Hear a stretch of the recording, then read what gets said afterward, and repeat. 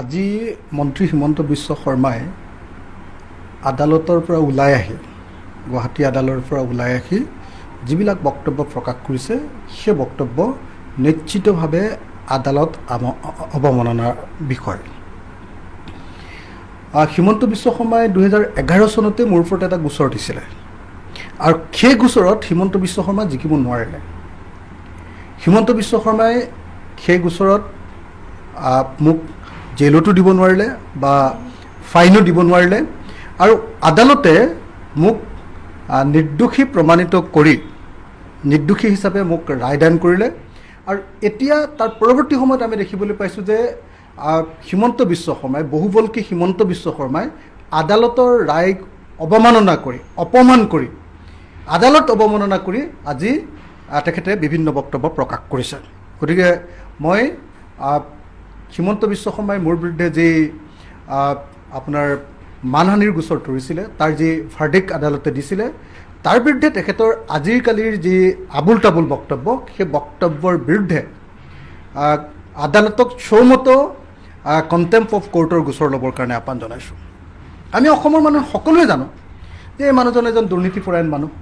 আমি সকলোৱে জানো এইটো ফৰ্মেলি অসমৰ আটাইতকৈ ডাঙৰ কেলেংকাৰীকেইটাত তেওঁৰ নাম অন্তৰ্ভুক্ত হৈ আছে।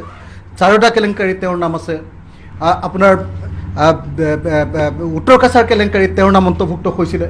আপোনালোকে সকলোৱে জানে যে আপোনাৰ এইটো পানীৰ যোগানৰ যিটো কেলেংকাৰী সেই কেলেংকাৰীত তেওঁৰ নাম অন্তৰ্ভুক্ত হৈছিলে। গতিকে অসমৰ সকলোবিলাক বৃহৎ বৃহৎ কেলেংকাৰীত যিজন মানুহৰ নাম অন্তৰ্ভুক্ত ফৰ্মেলি হৈছে সেই মানুহজনক দুৰ্নীতিপৰায়ণ বুলি ক'বলৈ গ'লে মই কেনেকৈ মানহানি কৰোঁ? গতিকে এইটো অতি স্পষ্ট কথা যে হিমন্ত বিশ্ব শৰ্মাই দুৰ্নীতি কৰিছে বুলি আমি অভিযোগ কৰিছিলোঁ আৰু সেই অভিযোগ আজিও বাহাল আছে আৰু তেওঁ অসমৰ বিভিন্ন ধৰণৰ ডাঙৰ ডাঙৰ কেলেংকাৰীত যে জড়িত সেই কথাবিলাক আজিও আমি অভিযোগ কৰোঁ আৰু সেই অভিযোগ আজিও আমাৰ বাহাল আছে। এতিয়া সেই প্ৰশ্নত তেওঁ আদালতৰ মজিয়াত প্ৰমাণ কৰিব নোৱাৰে। আদালতে ক'লে যেতিয়া সেই প্ৰশ্নবিলাকৰ তেওঁ প্ৰমাণ কৰিব নোৱাৰি আদালতৰ পৰা যেতিয়া মই একুইটেল পালোঁ অৰ্থাৎ তেওঁ হাৰিলে মোৰ লগত, তেতিয়া তেওঁ এতিয়া আবুল তাবুল বকি আদালত অৱমাননা কৰা নাইনে? আমাৰ কথাটো খুব স্পষ্ট যে হিমন্ত বিশ্ব শৰ্মাই কেলেংকাৰী কৰিছে বুলি আমি আগতেও কৈছিলোঁ, এতিয়াও কৈছোঁ, ভৱিষ্যতেও ক'ম। আজি চাৰদা কেলেংকাৰী, আজি পানী যোগানৰ সেই কুখ্যাত কেলেংকাৰী, আমেৰিকাৰ লুই বাৰ্জাৰ কেলেংকাৰী, এনচি হিলছ কেলেংকাৰী, এইবিলাকত হিমন্ত বিশ্ব শৰ্মাৰ নাম অন্তৰ্ভুক্ত হৈছিলে। তেওঁ ক্ষমতাত থাকি তেওঁ বাচিব পাৰে বেলেগ কথা, কিন্তু তেওঁ যে সেই কেলেংকাৰীত যুক্ত সেই কথাটো জনমানসেও জানে, সমগ্ৰ অসমে জানে, আইন আদালতে সকলোৱে তাৰ উমান পায়। সেই কথাটো কোৱাৰ কাৰণে কি মানহানি হ'ব পাৰে? এজন বদমাছ মানুহৰ কি মানহানি হ'ব পাৰে?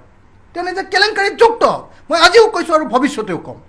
এতিয়া তেওঁ ক'ব খুজিছে যে নহয়, মই আদালতত ভুল কথা ক'লোঁ, আদালতত মই সেই কথা নক'লোঁ। মই আদালতত যি কথা কৈছোঁ, প্ৰেছ মেইলত যি কথা কৈছিলোঁ সেই কথা আদালততো কৈছোঁ আৰু আদালতে সেই কথা কোৱাৰ পাছত প্ৰমাণৰ অভাৱত মোক একুইটেল দিছে আৰু তেওঁক প্ৰমাণ কৰিব নোৱাৰিলে। তেওঁ নিজৰ নিউজ লাইভ আছিলে, নিউজ লাইভ চেনেলত নিশ্চয় সেই বাতৰি প্ৰকাশ পাইছিলে।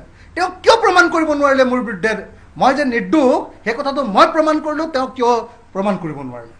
এতিয়া তেওঁ আদালত অৱমাননা কৰি এই কথা কৈছে। গতিকে মই আদালতক আহ্বান জনাইছোঁ যে তেওঁলোকে চৌমতো কেছ লৈ আদালত অৱমাননাৰ গোচৰ তেওঁৰ ওপৰত ৰুজু কৰিব লাগে আৰু যদি নকৰে তেতিয়াহ'লে আদালতে যদি সেইটো দৃষ্টিগোচৰ হোৱা নাই তেতিয়াহ'লে নিশ্চিতভাৱে আমি কৃষক মুক্তি সংগ্ৰাম সমিতিয়ে তেওঁৰ বিৰুদ্ধে আকৌ গোচৰ